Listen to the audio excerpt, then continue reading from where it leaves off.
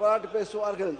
அண்ணன் செங்கோட்டை தான் பேசல. மாண்பு உறுப்பினர் இந்த முட்டு கொடுத்த வார்த்தையை மட்டும் நான் அவைக்குள் நீக்கிறேன். ஏன்னா வாழைக்கு நாங்கள் ஒரு திட்டம் சேர்த்துருக்கோம். வாழைக்கு முட்டு கொடுக்க திட்டம் நாங்கள் கொடுத்தோம். அதுக்கு வந்து வாழைக்கு முட்டு கொடுக்க திட்டம் எங்களுக்கு நாங்கள் போடல.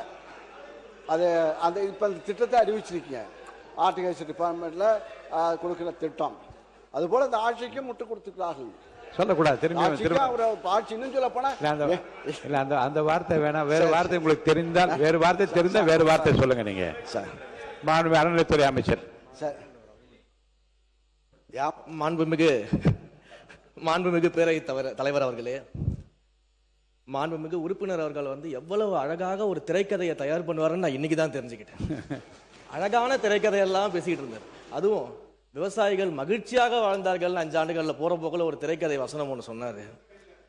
போன ஆட்சியிலாம் நீங்கள் பார்த்தீங்கன்னா பல இடங்களில் விவசாயிகள் வந்து 309 கோடிக்கு வந்து நீங்கள் நெல் சேமிப்பு கிடங்குகள் அமைப்பீங்கன்னு சொன்னீங்களே, என்ன ஆச்சுன்னு பல இடங்களில் கேட்டுக்கிட்டு இருந்தாங்க. தஞ்சாவூர்லேயே அண்ணங்கிட்டலாம் கேட்டிருப்பாங்கன்னு நினைக்கிறேன். அப்போ அதெல்லாம் என்ன ஆச்சுன்றதை பற்றி சொல்லலை. வாகன போக்குவரத்து இருக்கு பாத்தீங்களா, அந்த கொள்முதல் செய்துவிட்டு வாகன போக்குவரத்து பல்வேறு முறைகேடுகள் நடந்ததாக விவசாயிகள் எல்லாம் போராட்டம் பண்ணாங்க. அதெல்லாம் அண்ணன் கண்ணுக்கு வரவே இல்லையா என்னன்னு தெரியல.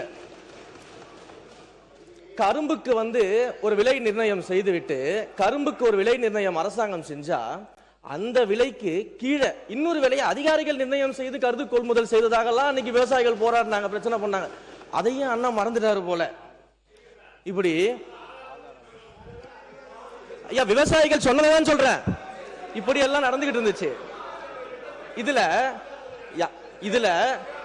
இதுல அண்ணா வந்து அழகா சொன்னார் யார் யாரெல்லாம் விவசாயிகள்னு சொன்னாரு. அதுல ஒரு முக்கியமான விவசாயி அண்ணன் மறந்துட்டார்.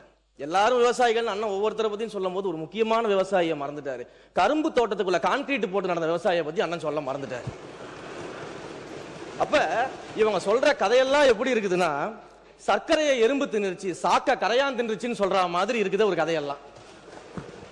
மாண்பு உறுப்பினர், நேற்று நடந்த ஒரு முக்கிய விவாதத்தினுடைய குறிப்புகளெல்லாம் நான் ஆய்வு செய்தேன்.